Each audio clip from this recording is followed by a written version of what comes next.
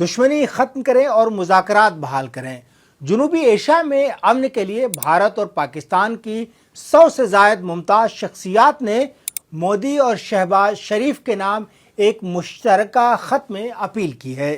Appeal میں کہا گیا ہے کہ دونوں ہمسایوں کے درمیان جاری کشیدگی نوجوانوں کو ترقی، خوشحالی اور محفوظ مستقبل کے مواقع سے محروم کر رہی ہے۔ یدھ کسی سمسیا کا سمادھان نہیں ہو سکتا، اس سے سچویشن اور کمپلیکیٹ ہوتی ہے۔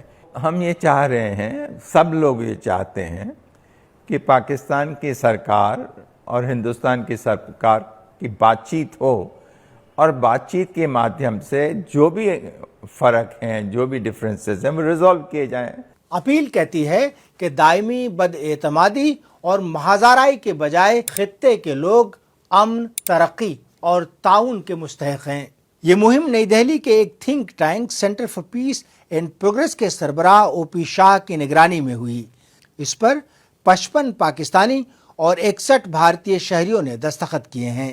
ہم لوگوں میں جو ٹرسٹ ڈیفیسٹ ہے وہ نہ رہے اور واتاورن بہت اچھا ہو، جس سے ہم دونوں کو بہت بہت فائدہ ہوگا۔ حالات خراب ہیں، اسی لیے تو ہم نے یہ پریتن کیا ہے۔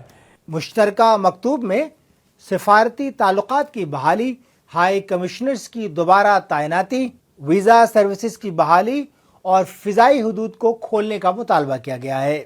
دونوں ممالک کے درمیان آمد و رفت کے تمام راستے اور تجارتی راستوں کو دوبارہ بحال کرنے کی بھی اپیل کی گئی ہے۔ ہمارا آپریشن تھوڑا سا ہی تھا، پچھلی بار جو ہوا سال بھر پہلے جو یہ ہوا، اس میں بھی کتنا نقصان دونوں دیشوں کا ہو گیا۔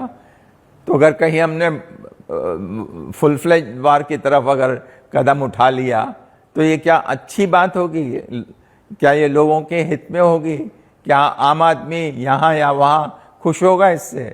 اس میں تنازع کشمیر پر مذاکرات دوبارہ شروع کرنے کی بھی درخواست کی گئی ہے۔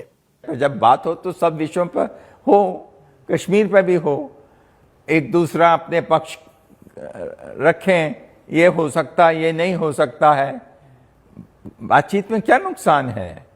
اس کو لے کے اگر یدھ کریں گے تو کیا وہ سکھی ہوں گے، ہم سکھی ہوں گے، کشمیر کے لوگ خوش ہوں گے؟ تو اسی لیے بات چیت کے لیے ہم کیوں نہ کریں؟ دونوں ممالک سے اپیل کی گئی ہے کہ کشمیر میں پائیدار امن کے قیام کے لیے فوجی موجودگی میں مرحلہ وار کمی کے ساتھ کشیدگی کم کرنے کے اقدامات کیے جائیں۔ دونوں ممالک کے وزرائے اعظم سے مطالبہ کیا گیا ہے کہ وہ عوام کی امن کی خواہش کا احترام کرتے ہوئے مہازارائی کے بجائے مذاکرات اور امن کا راستہ اختیار کریں۔